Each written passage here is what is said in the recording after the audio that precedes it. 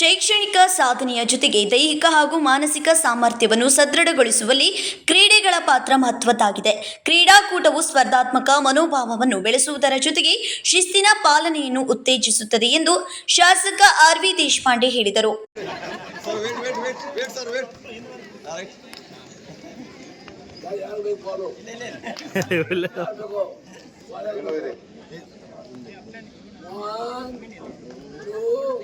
ಚಪ್ಪಾಳೆಯೊಂದಿಗೆ ಮಾಡಬೇಕು, ಅಭಿನಂದಿಸಬೇಕು.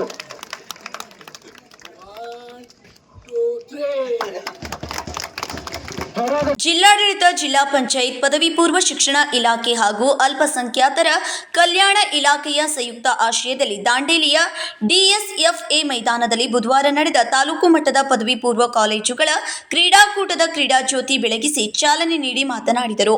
ತಾಲೂಕಿನ ಕಾಲೇಜುಗಳಿಗೆ ಅಗತ್ಯ ಮೂಲಭೂತ ಸೌಕರ್ಯಗಳನ್ನು ನೀಡುವಲ್ಲಿ ಪ್ರಾಮಾಣಿಕ ಪ್ರಯತ್ನ ಮಾಡಲಾಗುತ್ತಿದೆ. ವಿದ್ಯಾರ್ಥಿಗಳು ಸತತ ಪ್ರಯತ್ನದ ಮೂಲಕ ಸಾಧನೆಗಳನ್ನು ತಮ್ಮದಾಗಿಸಿಕೊಳ್ಳಬೇಕು ಎಂದರು.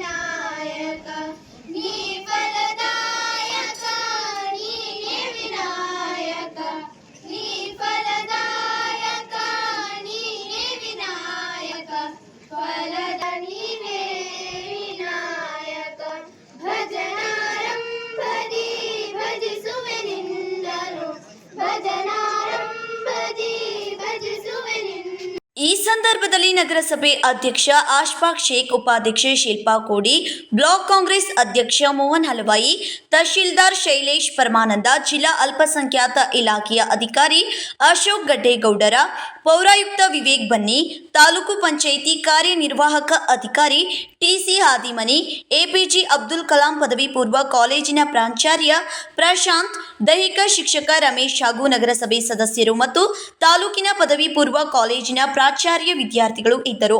Nikhil Asukar, KMM Kannada news, Ramanagara.